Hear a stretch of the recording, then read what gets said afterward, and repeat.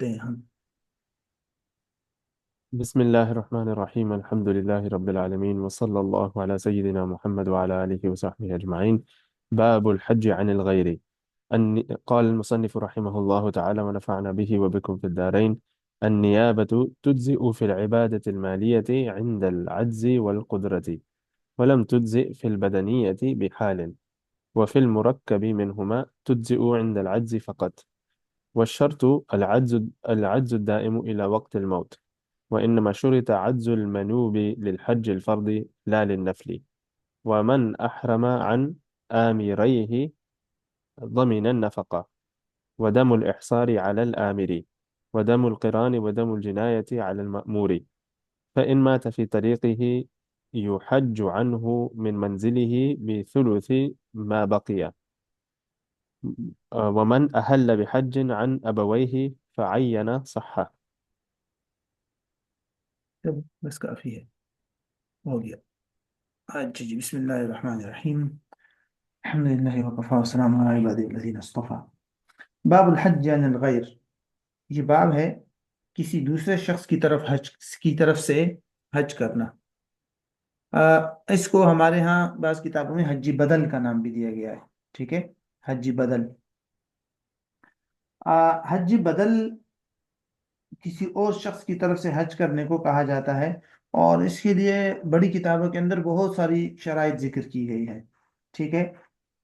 سب سے بنیادی شرط جو یہاں ہے، پہلے ہم اس کو دیکھتے ہیں جو یہاں پوائنٹ لکھی گئی ہے، اور اس کے بعد پھر ہم جو ہے اگر جو اضافی شرائط جتنی میرے ذہن میں آتی ہے وہ میں بتا دوں گا، ورنہ زیادہ تفصیلات جو ہے وہ بڑی کتابوں میں مل جاتی ہے۔ پہلے ہم یہ بات دیکھتے ہیں۔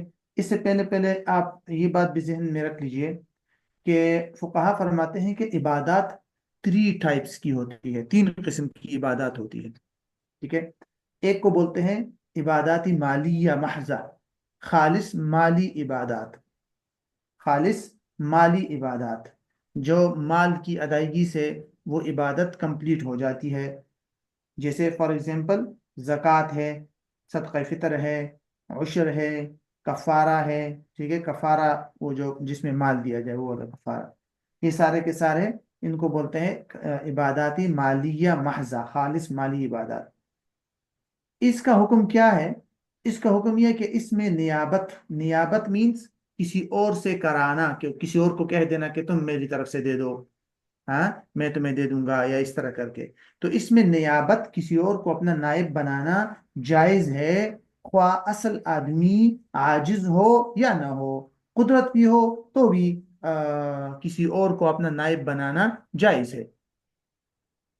میں نے کسی اور کو کہہ دیا کہ میری طرف سے زکوٰۃ دے دو، میں نے کسی اور کو کہہ دیا میری طرف سے صدقہ فطر دے دو، تو دے سکتا ہے، اگرچہ میں خود بھی دے سکتا ہوں، قادر ہوں، یا میں نہیں دے سکتا، عاجز آ گیا ہوں، دونوں صورتوں میں کسی اور کو اپنا نائب اور وکیل بنا سکتا ہوں، ٹھیک ہے۔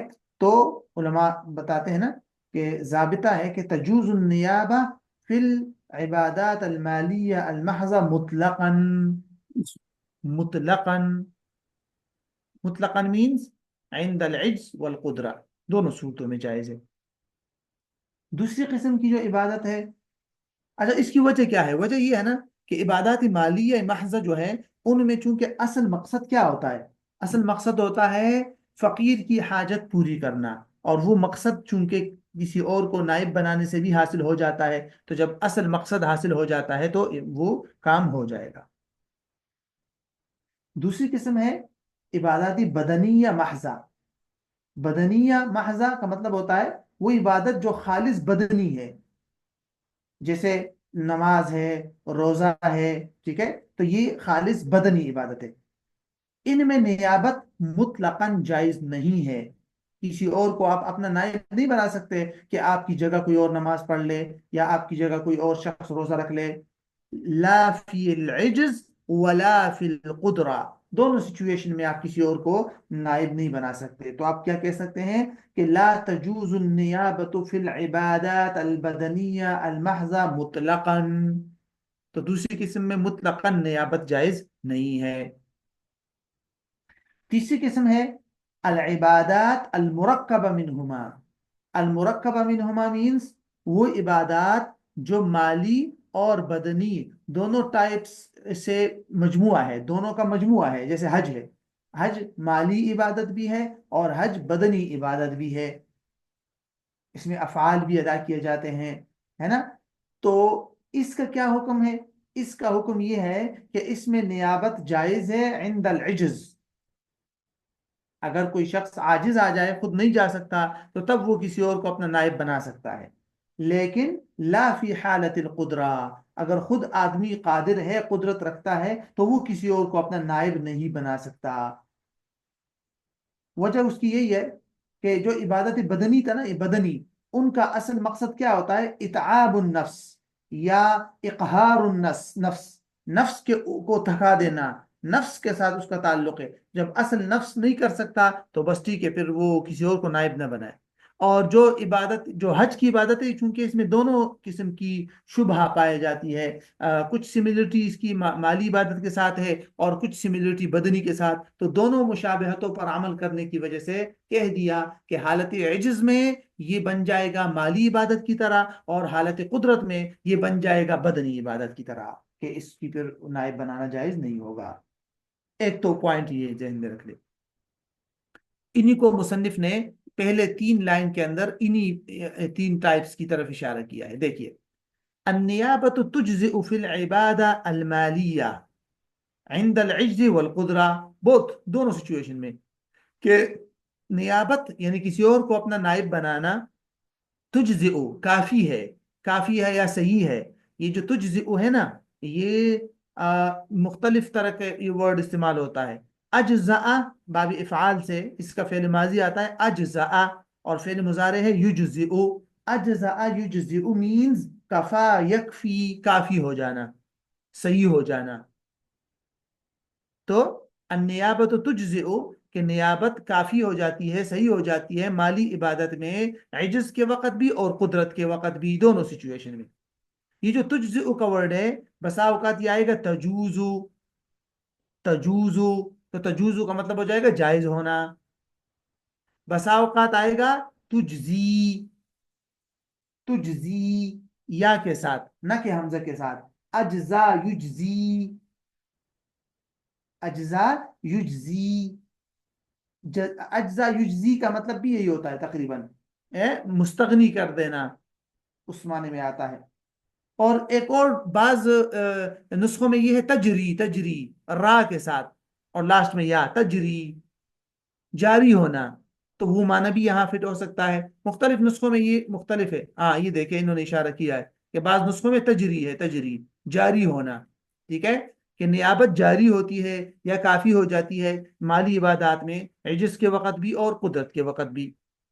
ولم تجزئ فی البدنیہ بحال، اور بدنی عبادات میں کسی بھی حال میں نیابت جائز نہیں ہے، کافی نہیں ہے، سوری جائز نہیں، صحیح نہیں ہے۔ بدنی عبادات میں کسی بھی حال میں نیابت صحیح نہیں ہے، کسی بھی بحال سے اشارہ ہے ان دونوں کی طرف، نہ عجز میں نہ قدرت میں۔ وفی المرکب منہما، اور جو ان دونوں باتوں سے مرکب ہو، مال سے اور بدنی عبادت سے، تو تجزئ عند العجز فقط، وہاں صرف عجز کے وقت، جب اصل آدمی جس پر واجب ہے حج اس پر اس کی طرف سے نیابت بنانا کافی ہے یا درست ہے، صرف اور صرف اس کے عاجز ہونے کے وقت، ٹھیک ہے۔ تو ہمیں گویا کہ ایک بنیادی شرط ہمیں مل گئی کہ حج بدل یا حج عن الغیر کی ایک بنیادی شرط کیا ہے؟ عجز۔ سب سے اہم اور بنیادی شرط ہی یہی ہے کہ جس آدمی کے اوپر حج فرض ہے وہ خود نہیں جا سکتا، عاجز آ گیا۔ لیکن اب ہمیں اس عجز کو دیکھنا ہے کہ یہ عجز ہے کیا چیز، ٹھیک ہے، کہ اس عجز کا مطلب کیا ہے۔ عجز کا مفہوم تو واضح ہے، وہ کیا ہے کہ الانسان لا يستطيع بنفسه اداء العبادہ، کہ ایک انسان خود اس عبادت کو ادا کرنے سے قاصر ہو جائے، وہ نہیں کر سکتا، تو اس کو کہتے ہیں عجز۔ اب ٹھیک ہے، عجز کا مطلب تو یہ ہے، لیکن عجز کی لمٹ کیا ہے؟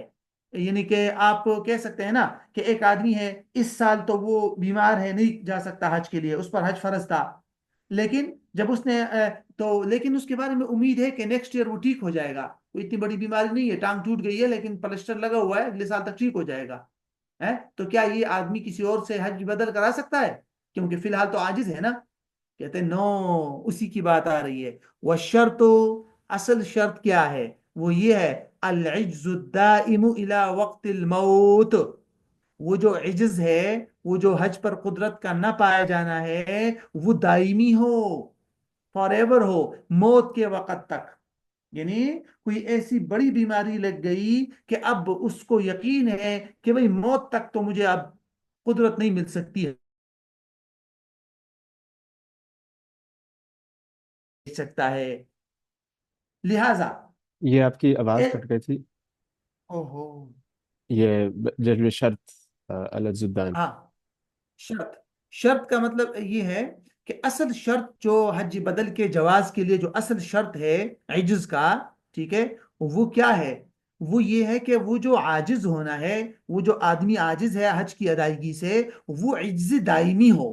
دائمی مطلب موت تک وہ عجز برقرار ہو. تو تب وہ انسان کسی اور کو حج بدل کے لیے اپنی جگہ بھیج سکتا ہے. یعنی کیا مطلب ہوا اس کا؟ مطلب یہ ہے کہ ایک انسان کو ایسی بیماری لگ گئی کہ اس میں دو خصوصیات پائی جاتی ہو. دو، نمبر ون، اس بیماری کی وجہ سے وہ بیچارہ خود جا کر حج نہیں کر سکتا، ایک. نمبر ٹو، الدوام الی الموت، کہ وہ بیماری ایسی ہے کہ اس کو ڈاکٹروں نے بتا دیا ہے، اس کو بھی پتا ہے کہ اب یہ بیماری ٹھیک نہیں ہو سکتی، لہٰذا یہ بیماری موت تک میرے ساتھ رہے گی اور مجھے زندگی میں کبھی بھی موقع نہیں ملے گا کہ میں جا کر حج کر سکوں. تو یہ دو خصوصیات جب اس بیماری میں آ گئی تو یہ ہے عجز، اصل عجز. ایسی سچویشن میں انسان کسی اور کو اپنی طرف سے حج بدل کے لیے بھیج سکتا ہے. اب یہ خصوصیات جہاں نہیں ہوگی وہاں انسان کسی اور کو حج بدل کے لیے نہیں بھیج سکتا. اگر بھیج دیا تو وہ حج بدل نہیں ہوگا. پھر کیسے؟ مثال کے طور پر یا تو وہ ہلکی پھلکی بیماری ہے، خود جا کے حج کر سکتا ہے، تو نو، پھر کسی اور کو حج بدل کے لیے نہ بھیجے. یا وہ بیماری تو بڑی ہے، خود حج کے لیے نہیں جا سکتا، لیکن وہ بیماری دائمی نہیں ہے. مطلب یہ ہے، فار ایگزامپل ٹانگیں ٹوٹ گئی ہے لیکن ڈاکٹروں نے پلسٹر چلایا ہوا ہے اور ڈاکٹروں نے بتایا ہوا ہے کہ بھائی یہ ٹھیک ہو جائے گا 5-6 مہینوں میں. تو وہ کہتے ہیں نہیں نہیں، اس سال تو میں کسی کو بھیجوں گا اپنی طرف سے حج کے لیے. نو، اگر سے آپ ابھی عاجز ہیں لیکن نیکسٹ ایئر تو ٹھیک ہو سکتے ہیں. تو اس لیے یہ دائم الی الموت نہیں ہے، تو ایسا آدمی نہیں بھیج سکتا. اگر اس نے بھیج دیا حج بدل کے لیے کسی کو اور پھر ٹھیک ہو گیا تو یہ حج بدل، یہ اس کی طرف سے فرض حج ادا نہیں ہوگا، یہ نفل ہو جائے گا. اس کے ذمہ لازم ہوگا کہ دوبارہ حج کرے. جیسے ہم دیکھتے ہیں نا روزوں کا فدیہ کا بھی یہی اصول ہے کہ ایک انسان کے ذمے رمضان کے 10 روزے قضا ہے فار ایگزامپل، تو وہ فدیہ نہیں دے سکتا. ہاں، اگر وہ عجز دائم الی الموت ہے، ایسا بیمار ہے کہ اس کو پتہ ہے مرنے تک میں ٹھیک نہیں ہو سکتا، روزوں پر طاقت نہیں مل سکتی، فدیہ دے دے. لیکن اگر فدیہ دے دیا اور کل کو تندرست ہو گیا اور اس کو روزوں پر رکھنے پر قدرت حاصل ہو گئی، تو جو فدیہ اس نے دیا تھا وہ نفلی صدقہ ہو جائے گا، اس پر لازم ہوگا کہ روزے دوبارہ رکھے. کیوں؟ کیونکہ وہ عجز دائم الی الموت نہیں ہے. تو یہاں پر عجز دائم الی الموت جو ہے وہ ضروری ہے. والشرط العجز الدائم الى وقت الموت، یہ پوائنٹ ہے. اچھا، وانما، ایک منٹ، اچھا یہاں ایک چھوٹا سا پوائنٹ اور بھی ذہن رکھے. یہاں ایک بحث یہ بھی کی جاتی ہے کہ ایک انسان ایک عمل خود کر رہا ہے تو اس کا وہ بلکہ وہ آگے آ جائے گا، چلے چھوڑ اس کو، وہ آگے آ جائے گا. یہاں تو حج بدر کی بات ہو رہی ہے، وہ میں آگے دیکھ لوں گا. وانما شرط عجز المنوب، یہ منوب کا لفظ ہے، نوب ینوب تنویبا سے اسم فاعل ہے. ٹھیک ہے، یعنی جو نائب بنانے والا، جو اصل آدمی ہے، جو دوسرے کو اپنا وکیل بناتا ہے کہ جاؤ میری طرف سے حج کرو، تو اس اصل آدمی کی طرف سے بات ہو رہی ہے. منوب اسم فاعل کہتا ہے یہ جو شرط ہے منوب کا عاجز آنا، اصل آدمی کا عاجز آنا، یہ شرط حج فرض کے لیے ہے، حج نفل کے لیے نہیں ہے. حج نفل کے لیے نہیں ہے. کیا مطلب؟ ایک آدمی کے اوپر حج فرض ہے اور وہ اس فرض حج کو ادا کرنا چاہتا ہے تو وہ کسی اور کو اس فرض حج کی ادائیگی کے لیے تب بھیج سکتا ہے کہ جب خود قادر نہ ہو، خود عاجز ہو. نفل حج کے لیے کسی اور کو بھیج سکتا ہے اگرچہ خود قادر ہو. مثال کے طور پر ایک آدمی ہے، طاقت رکھتا ہے، حج کے لیے جا سکتا ہے لیکن مالدار ہے، اس نے کسی اور کو اپنی طرف سے نفل حج کے لیے بھیج دیا کہ جاؤ میری طرف سے نفل حج کر دو، اور وہ دوسرا آدمی گیا اور اس نے اس کی طرف سے نفل حج کر دیا، تو ہو جائے گا۔ نفل کے لیے عجز شرط نہیں ہے۔ وجہ کیا ہے؟ علماء نے یہاں ایک ضابطہ طور سے ذکر کیا ہے کہ باب النفل اوسع، باب النفل اوسع، کہ نفل کا جو باب ہے، چیپٹر ہے، وہ بہت زیادہ وسیع ہے، اس میں شریعت نے بہت ساری گنجائشیں دی ہے۔ مثلا نفل نماز آپ بیٹھ کے پڑھ سکتے ہیں، اگرچہ آپ قادر القیام ہیں پھر بھی بیٹھ کے پڑھ سکتے ہیں، یس پڑھ سکتے ہیں، آئے سمجھ میں؟ تو ایسے ہی حج جو ہے کسی اور کی طرف سے نفل حج وہ بھی کر سکتا ہے اگرچہ وہ آدمی قادر ہے۔ یا مثال کے طور پر ایک آدمی، جیسے ہم نہیں کرتے عمرہ، ایک آدمی جا کے خود عمرہ کر لیا اپنے لیے اور پھر والدین کی طرف سے کر دیا، جو والدین گھر میں ہیں ٹھیک ٹھاک ہے قادر ہے، لیکن ان کی طرف سے عمرہ کر دیا، نفلی عمرہ تو کر دیا، اچھی بات ہے، طواف کر دیا نفلی، اچھی بات ہے، آئے سمجھ میں؟ تو باب النفل اوسع۔ یہاں ایک اور چھوٹا سا سوال پیدا ہوتا ہے، وہ یہ کہ ایصال ثواب جس کو بولتے ہیں، ایصال ثواب کا سوال یہاں ہو سکتا ہے نا، جیسے میں نے آپ کو بتا دیا کہ ایک آدمی عبادت تو خود کر رہا ہے، قرآن خود پڑھ لیا، 2 رکعت نفل خود پڑھ لی، روزہ خود رکھ لیا، عمرہ کر لیا یا نفل حج کر لیا، کیا تو خود ہے، لیکن اس کا ثواب اپنے والد صاحب کو بخش دیا یا والدہ کو بخش دیا، جو مرحوم ہے یا زندہ ہے، جو بھی ہے، زندہ ہے جیسے بھی ہے، قادر ہے نہیں ہے جیسے بھی ہے۔ تو کیا ایصال ثواب کا کانسیپٹ کیا ہے شریعت میں؟ کیا ایک انسان اپنے نیک عمل کا ثواب کسی اور کو بخش سکتا ہے یا نہیں؟ ایسا میں کوشچن ہے۔ تو خلاصہ اس کے بارے میں ذہن رکھے، ورنہ اس پر تفصیلی ابحاث موجود ہے۔ خلاصہ ذہن رکھے کہ اس کے ان میں 3 اوپینین موجود ہے، 3 آرا ہے اس بارے میں۔ پہلا اوپینین ہے معتزلہ کا۔ معتزلہ کہتے ہیں کہ نو، کوئی بھی انسان اپنی عبادت کا ثواب دوسرے کو نہیں بخش سکتا، ہر انسان کی عبادت خود اس کے لیے ہے، کام آ سکتی ہے، کسی اور کے لیے نہیں، بالکل نہیں۔ اور وہ قرآن مجید کی اس آیت سے استدلال کرتے ہیں کہ وَأَن لَيْسَ لِلْإِنسَانِ إِلَّا مَا سَعَى، کہ انسان کو نہیں ملے گا مگر وہی کچھ جو اس نے کوشش کر لی، تو ٹھیک ہے، ورنہ تو اس کو کچھ نہیں ملے گا۔ یہ پہلا اوپینین ہے، یہ حنفی معتزلہ کا ہے۔ دوسرا اوپینین فقہائے مالکیہ اور شافعیہ کا ہے۔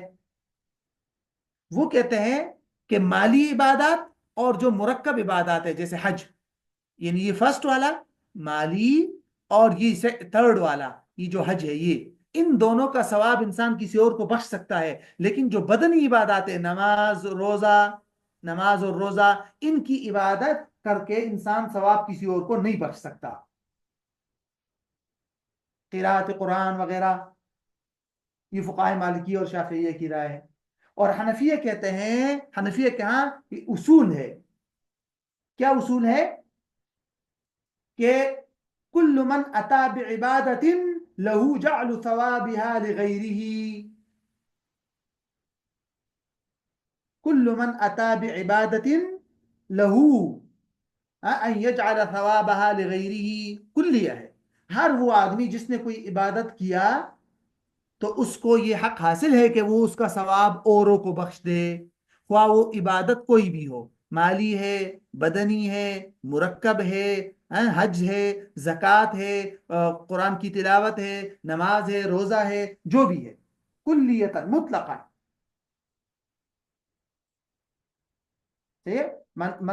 کل من اتا بعبادت له ان يجعل ثوابها لغیره، کسی اور کو ثواب بخش سکتا ہے۔ حنفیہ کے پاس اس بات پر بہت سارے دلائل موجود ہیں۔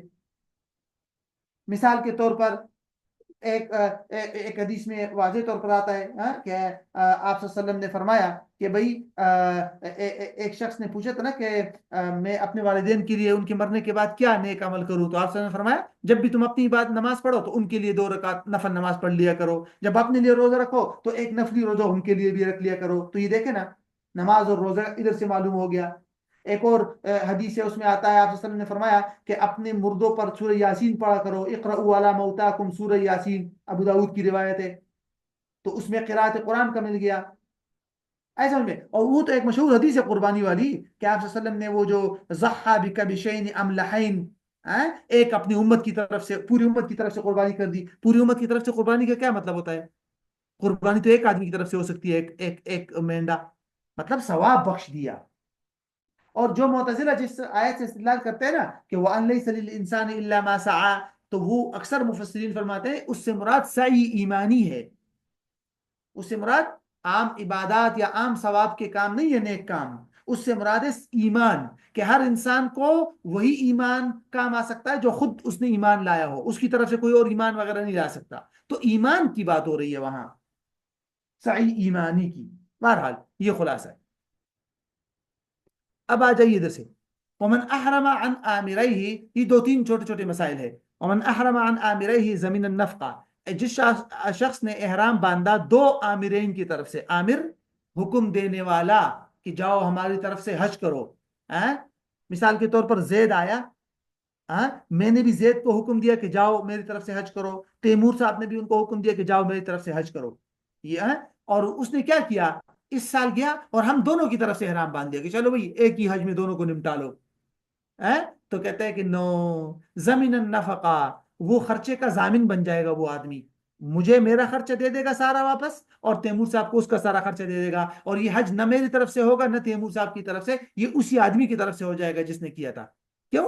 اس لیے کہ ایک حج دو آمرین کی طرف سے نہیں ہو سکتا، تو جب ہم دونوں کی طرف سے نہیں ہوا تو آٹومیٹکلی اسی کی طرف چلا گیا حج، اور اس کا حج ادا ہوا، لیکن ہمارا حج ادا نہیں ہوا۔ جب ہمارا حج ادا نہیں ہوا تو وہ ضامن بن جائے گا، جو خرچہ اس نے کیا ہمارا خرچہ ہمیں واپس کر دے۔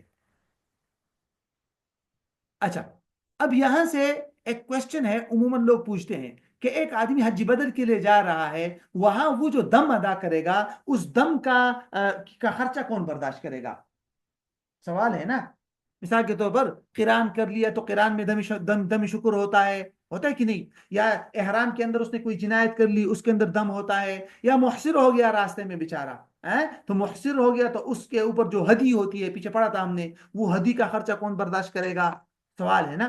تو اس کا جواب نمبر ایک، دم الاحصار علی العامر، احصار کا جو دم ہے وہ عامر پر ہوگا جس نے اس کو بھیجا ہے۔ احصار کا مطلب راستے میں بیچارہ قید ہو گیا، روک دیا لوگوں نے، اور اس نے حلال ہونے کے لیے دم دے دیا، تو یہ شیخین کی سوری طرفین، امام صاحب اور امام محمد کی رائے یہ ہے کہ عامر پر ہے۔ کیوں؟ عامر نے اس کو اس کام میں ڈالا تھا کہ جاؤ حج کرو، بیچارہ خود تو نہیں جا رہا تھا، اس لیے پکڑا گیا۔ اور امام ابو یوسف فرماتے کہ نہیں، یہ اسی معمور یعنی جو آدمی حج کے لیے جا رہا ہے وہی وہ خرچہ برداشت کرے گا۔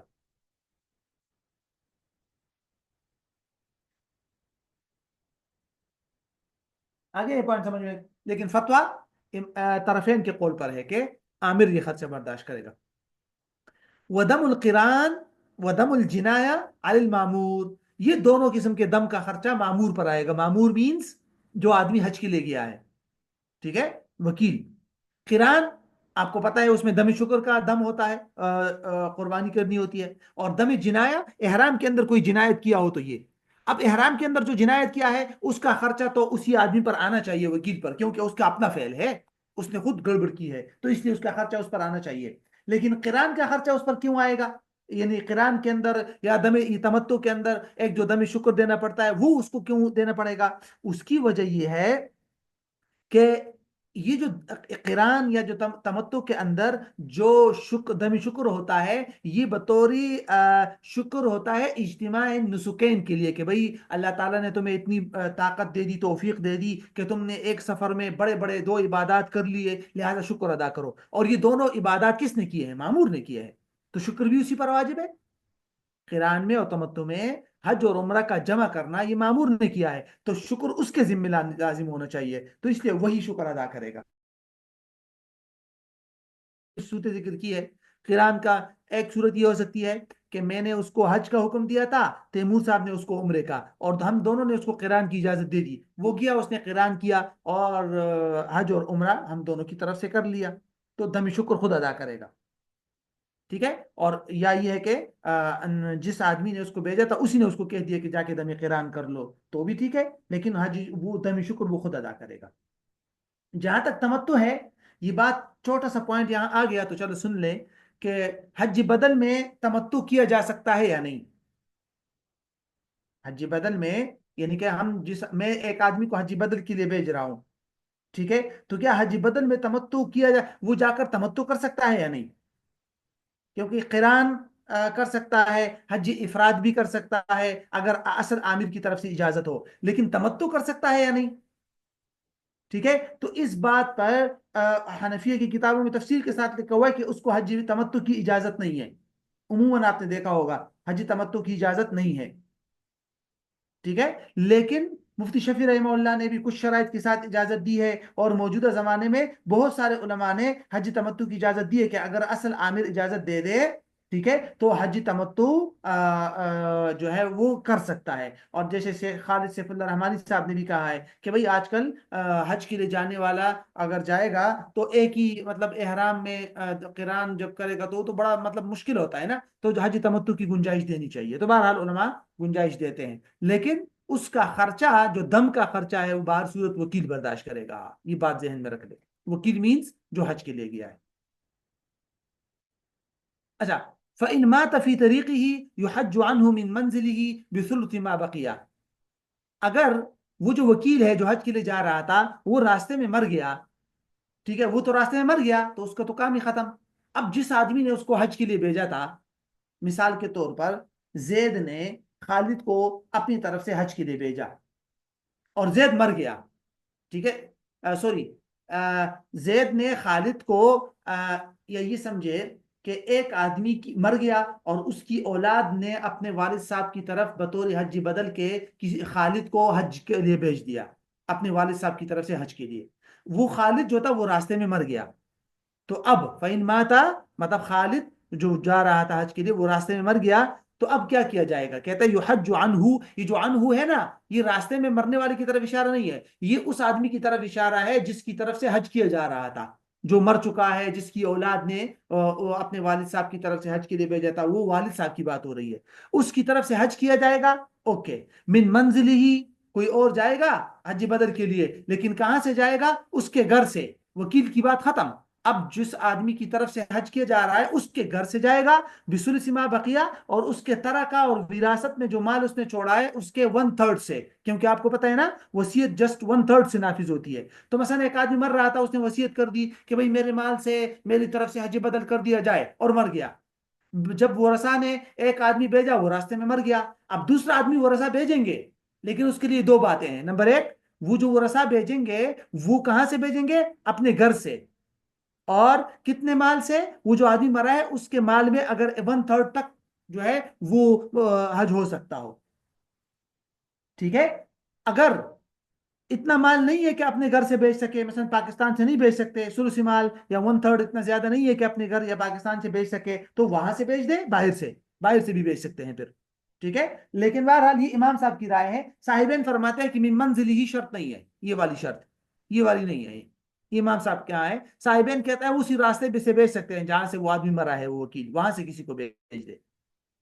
تو بہرحال یہ پوائنٹ، یہ ایک چھوٹا سا مسئلہ ہے. ومن اہل بحج عن ابویہ فعین صح. ایک شخص نے احرام باندھا، احرام باندھا حج کا اپنے والدین کی طرف سے، اور پھر متعین کر دیا کسی ایک کو، تو یہ صحیح ہے. متعین کر دیا مطلب حج، مثلا ایک آدمی گیا، اس نے حج کیا اپنے والدین کی طرف سے، ٹھیک ہے، اور دونوں سے، اپنے والد اور والدہ دونوں کی طرف سے، اور پھر حج کے بعد اس کا ثواب متعین کر دیا ایک کے لیے یا دونوں کے لیے تینوں کے لیے، تو کہتے ہیں صحیح ہے. بھائی پیچھے تو ہم نے پڑھا تھا کہ دو آدمی کی طرف سے ایک حج نہیں ہو سکتا. ابھی تو پیچھے پڑھا کہ عامرہ ہی پڑھا تھا نا، کدھر گیا یہ والا، کہ دو آدمی کی طرف سے حج نہیں ہو سکتا. تو یہ آدمی اپنے والدین کی طرف سے کیسے حج کر رہا ہے؟ دو والد اور والدہ دونوں کی طرف سے کیسے حج کر رہا ہے؟ ٹھیک ہے، تو اس کے لیے ایک اصول ذہن میں رکھیے گا کہ یہ جو ہم نے کہا تھا نا کہ غیر کی طرف سے حج جو ہے دو آدمی کی طرف سے نہیں ہو سکتا، وہ تو تب ہے جب وہ امر کرے گا. دو آمرین کی طرف سے حج نہیں ہو سکتا. ایک حج دو آمرین یا حکم کرنے والوں کی طرف سے ایک حج نہیں ہو سکتا.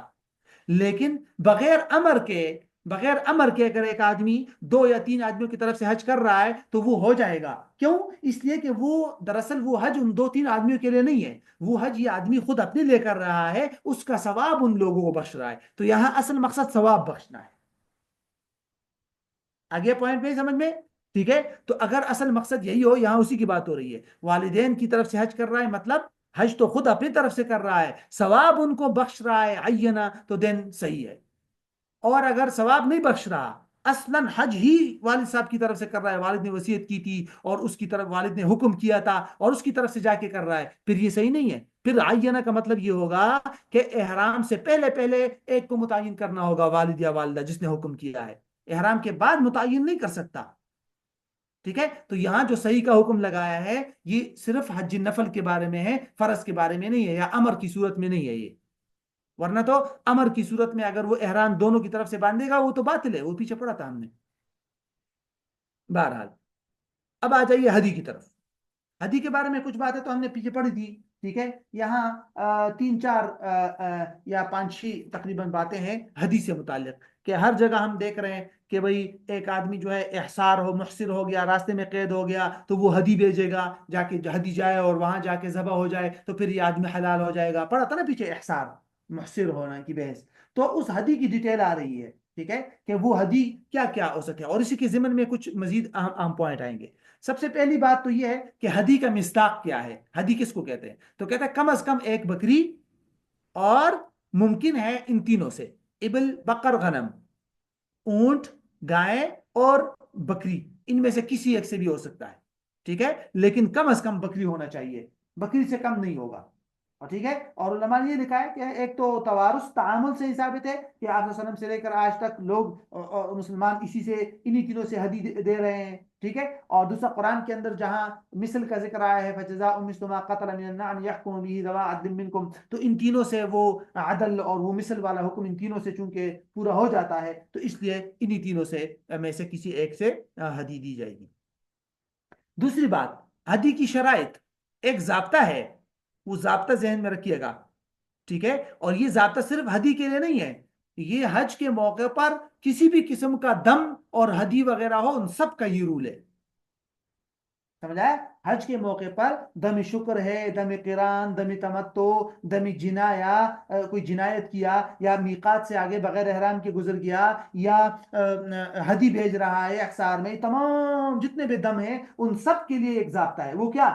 کہ کل ما یشترط فی الضحایا یشترط فی الہدایا.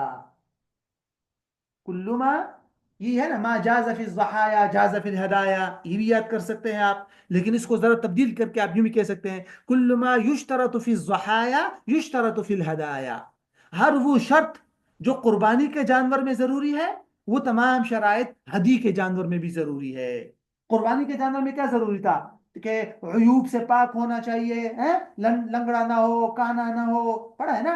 اور اسی طرح اس کے خاص عمر ہونی چاہیے، بکری اور گائے وغیرہ سے ہونا چاہیے اور اونٹ سے، اور اس کی خاص عمر ہونی چاہیے، بکری ہو تو اتنے عمر، اور گائے ہو تو اتنی عمر، اونٹ ہو تو اتنا عمر. وہ جو تمام چیزیں ہیں وہ یہاں پر بھی شرائط ہے. ٹھیک ہے، وہ ماجاز تو اسی لیے کہہ رہے ہیں جو جانور جائز ہے ضحایا میں وہ ہدایا میں بھی جائز ہے. تو مطلب جو شرائط ہے وہاں وہ شرائط یہاں پر بھی ہے. دو باتیں ہو گئی. اچھا جی، تیسری بات کی طرف آئیے. تیسری بات بلکہ اسی میں یہ اسی کے اندر ہی ہے. بہرحال کہ یہ اگر آپ کو یاد ہو نا، جب ہم حج شروع کر رہے تھے اس سے پہلے پہلے میں نے آپ کو بتایا تھا، یہ کیا بتایا تھا کہ الشاۃ تقوم مقام جمیع دم، یا اس طرح کچھ بولا تھا، ایک ضابطہ بتایا تھا کہ بکری ہر جگہ کافی ہو جاتی ہے حج کے موقع پر سوائے دو موقعوں کے. بتایا تھا نا، سوائے دو یا تین چیزیں میں نے مستثنا کی تھی کہ وہاں آپ بکری کو بطور دم نہیں دے سکتے، باقی تمام مواقع میں حج کے موقع پر آپ بکری دے سکتے ہیں. دو یا تین چیزیں مستثنا کی تھی ہم نے. ایک آدمی نے طواف زیارت جنابت میں کیا تو وہاں دم نہیں چلے گا، وہاں بدنا لازم ہوگا، بڑا جانور ہے نا، بقر اور ابل. اچھا، یا طواف زیارت حیض کی حالت میں کیا تب بھی بقر اور ابل، وہاں غنم یا بکری نہیں چلے گی. اور نمبر 3، وقوف عرفہ کے بعد اور حلق سے پہلے وطی کر لی بیوی کے ساتھ. وقوف عرفہ کے بعد اور عرفہ سے اور حلق سے پہلے وطی کر لی. اگر حلق کی بھی بات کر لی وہ تو دم ہے، لیکن بعد الوقوف قبل الحلق وطی کرے گا تو وہاں پر بھی بدنا ہے. یہ تین چیزیں مستثنا کی تھی ہم نے، یہ میں نے آپ کو بالکل شروع میں ایک ضابطہ بتایا تھا. تو کہتے ہیں والشاۃ تجوز فی کل شیء، بکری تمام چیزوں میں کافی ہو جاتی ہے، جائز ہے حج کے موقع پر سوائے اس کے الا فی طواف الرکن جنوبا، سوائے طواف رکن مینز طواف زیارت جنابت میں، اسی میں حیض بھی آ جائے گا. طواف رکن جہیز میں یا طواف رکن جنابت میں. ووت ان بعد الوقوف یا وقوف عرفہ کے بعد وتی، لیکن وقوف عرفہ کے بعد اور قبل الحلق، اوکے، کیونکہ بعد الحلق دم ہے. بہرحال تو یہاں پر بدنا لازم ہو جائے گا. اچھا جی، یہاں سے یہ کہ ہدی کا جانور کا گوشت یا جو حج کے موقع پر جو جانور ذبح کیے جاتے ہیں ان کے گوشت کا کیا حکم ہے، کون کھا سکتا ہے کون نہیں کھا سکتا. آئے سمجھ میں؟ یہاں اصول بھی ذہن میں رکھیے کہ صرف 3 قسم کے جانوروں کا گوشت ہر کوئی کھا سکتا ہے. جس نے جانور ذبح کیا ہے وہ بھی کھا سکتا ہے، اور مالداروں کو بھی کھلا سکتا ہے، کسی کو بھی کھلا سکتا ہے نا. فَكُلُوا مِنْهَا وَأَطْعِمُوا الْبَائِسَ الْفَقِيرَ، تم خود بھی اس سے کھاؤ اور فقیر کو بھی کھلاؤ. وہ جو قرآن کے اندر آیا ہے وہ یہ 3 قسم کے دم ہے. نمبر 1 ہدی التطوع. ہدی التطوع مطلب نفلی جو ہدی ساتھ لے کے جاتے ہیں، نفلی طور پر جو واجب نہ ہو. پوائنٹ سمجھ آئے؟ ٹھیک ہے، جو ویسے استحباباً یا تطوعاً لے کے جا رہے ہیں. ایک. نمبر 2 حج تمتع کا دم شکر. اور نمبر 3 دم قران کا وہ جو قربانی ہوتی ہے وہ. ان تینوں سے کھا سکتے ہیں، باقی دم جنایت سے نہیں کھا سکتے. ٹھیک ہے، فقط کا لفظ آخر میں بولا ہے نا، فقط. تو فقط کا مطلب یہی ہوا کہ دمی کیا نام ہے، جنایت سے نہیں کھا سکتے، احصار والی حدیث سے نہیں کھا سکتے، نظر سے نہیں کھا سکتے، کفارہ کے اندر جو دم ہوتا ہے وہ نہیں کھا سکتے. ایسا میں صرف یہ 3 کھا سکتے ہیں. تو کہتا ہے وَيَأْكُلُ مِنْ هَدْيِ التَّطَوُّعِ، تطوع کی جو ہدی ہے اس سے کھا سکتے ہیں، اور متا یعنی تمتع اور قران یہ کھا سکتے ہیں، باقی نہیں. اچھا، ایک اور کوشچن ہے، یہ بھی بڑا بڑا امپورٹنٹ کوشچن ہے. اس کو ذرا ضابطے کی شکل میں اس کو یاد کر سکتے ہیں آپ. ٹھیک ہے، وہ یہ کہ بھئی حج کے موقع پر تو بہت سارے جانور ذبح کیے جاتے ہیں. پیچھے ہم نے پڑھا نا، دمی تمتع، دمی قران، دمی احصار، دمی جنایت، اور اسی طرح حدی وغیرہ وغیرہ. تو یہ جو جتنے بھی دم ہے کہ احرام میں جنایت کیا تو اس کا دم، یا میقات سے بغیر احرام کے گزر گیا تو اس کا دم، یا تمتع کا دم، قران کا دم، احصار کا دم، 5-6 قسم کے دم ہے. یہ دم، اس کے بارے میں 2 سوال ہے. ایک، کیا یہ سارے کے سارے ایام نحر میں ذبح کرنا ضروری ہے، یا ان ایام کے آگے پیچھے بھی ذبح کر سکتے ہیں؟ ایک کوشچن. مقید بالوقت ہے یا نہیں؟ دوسرا کوشچن، مقید بالمکان ہے یا نہیں، کہ حرم کے اندر ہی سارے کے سارے ذبح کرنا ضروری ہے یا نہیں. آئے سمجھ میں؟ تو اس بارے میں نا صرف ایک اصول آپ ذہن میں رکھ لیں، ورنہ تو اس کی 4 اقسام ہیں وہ میں آپ کو بتاتا ہوں. ٹھیک ہے، وہ اصول یہ ہے کہ بھئی مقید بالمکان تو سارے ہے، مقید بالمکان سارے ہے. اس لیے وہاں ایک ضابطہ ہوگا، کیا؟ کل دم یجب علی الحاج خص ذبحه بالحرم.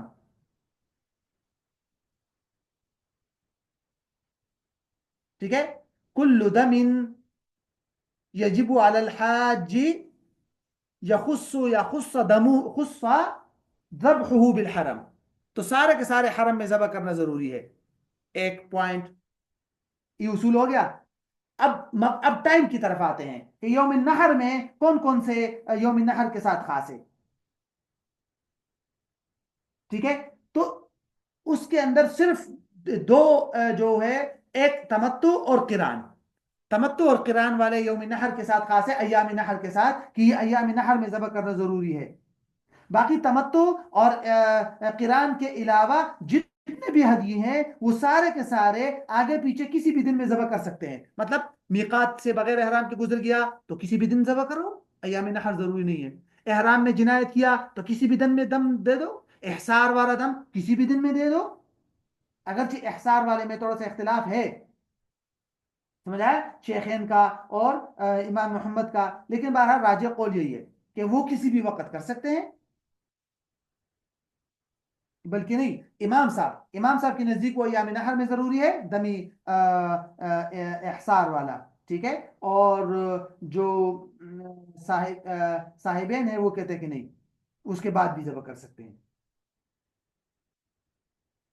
بہرحال تاخیر جو ہے صاحبین کے ہاں، ان کے ہاں وہ نہیں ہے، مطلب کوئی مسئلہ نہیں. لیکن بہرحال یہ اصول ذہن میں رکھ لے.